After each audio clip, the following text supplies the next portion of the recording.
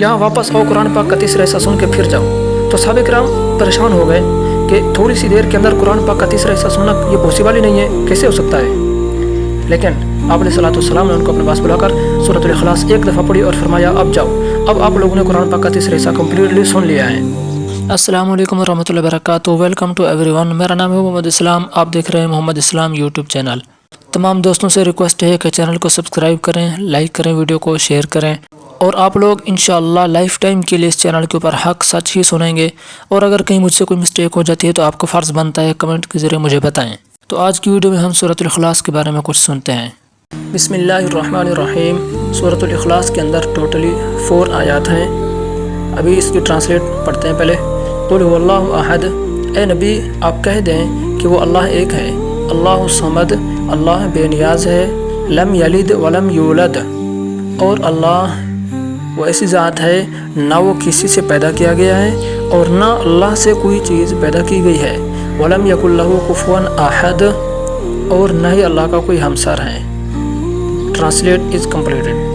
Next, अब हम पढ़ते हैं इस सूरत का शान नुज़ूल कि ये सूरत नाजिल क्यों हुई, इसकी रीज़न क्या है, ये सूरत अब कुरान पाक का हिस्सा क्यों बनी। आप अलैहिस्सलातु वस्सलाम के पास कुफ़ार लोगों का कुछ एक ग्रुप आया। तो कुफ़ार होते हैं ना, जो मतलब कि अल्लाह पर ईमान नहीं रखते, किसी दूसरी चीज़ों के ऊपर बिलीव कर लेते हैं, उनकी बात हो रही है। उन लोगों का एक ग्रुप आया आप वसल्लम के पास। वो आप अलैहिस्सलातु वस्सलाम से कहने लगे कि आप लोग हमारे खुदा को बुरा भला क्यों कहते हो, उनकी आजिज़ी और बेकसी बयान क्यों करते हो आप लोग, तुम्हारा खुदा क्या क्या सिफत रखता है। तो फिर उसी वक्त जिब्राइल अमीन अलैहिस्सलातु वस्सलाम आए अल्लाह मियाँ की तरफ से, और आकर ये सूरत मुबारक आप अलैहिस्सलातु वस्सलाम को स्टेप बाय स्टेप बताई और सुनाई। और आप अलैहिस्सलातु वस्सलाम ने स्टेप बाय स्टेप ये सूरत उन कुफ़ार के ग्रुप को उनको जो है ना ये बताया और सुनाया कि हमारा खुदा कैसे है। अल्लाह ताला की जो है ना टोटली सिफ़ात आप अलैहिस्सलातु वस्सलाम ने उस कुफ़ार के ग्रुप को बताया। इसकी फ़जीलत के अंदर अगर जाएँ तो इसकी फ़जीलत बहुत बड़ी है। आप अलैहिस्सलातु वस्सलाम के होते हुए आप वसल्लम के साथ और आप वसल्लम के रूबरू फेस टू फेस, मतलब कि एक जो है ना वाक़या पेश आया। वो ये कि आप अलैहिस्सलातु वस्सलाम ने कुछ सहाबा किराम को किसी काम के लिए रवाना फरमाने लगे।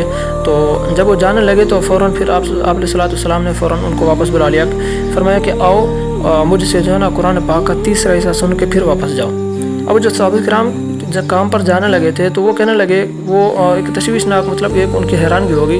अब वो जिस काम पर जाना है उसका भी आप अलैहिस्सलातु वस्सलाम का हुक्म है, और अब बुला रहे हैं वो भी आप अलैहिस्सलातु वस्सलाम, और ऐसे काम के लिए बुला रहे हैं जो अभी थोड़ी देर के लिए मुमकिन ही नहीं है। अब वो रिजेक्ट भी नहीं कर सकते आप अलैहिस्सलातु वस्सलाम की बात को।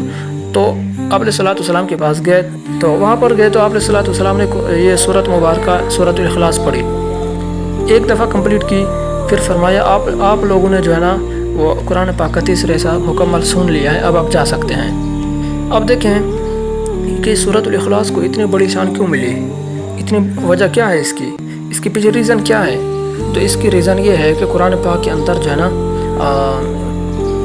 मेन पॉइंट 3 अकायद बताए गए हैं, जो एक एज अ मुस्लिम के लिए जो है ना होते हैं ना, मेन 3 पॉइंट बताए गए हैं अकायद के, जिसका इकरार करना दिल से ज़ुबान से उसका लाजिम होता है। तो वो अकायद हैं अक़ीदा तौहीद, अक़ीदा रिसालत और अक़ीदा क़यामत। तो सूरतुल इखलास के अंदर टोटली अक़ीदा तौहीद बयान किया गया है। तो मतलब उन 3 जुज़ में से एक जुज़ 100% इस सूरत के अंदर पाया जाता है।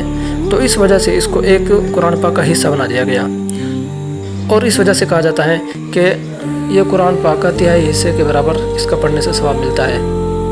अब जिसने इसको 3 दफ़ा पढ़ लिया तो उसको पूरा कुरान का सवाब मिलेगा।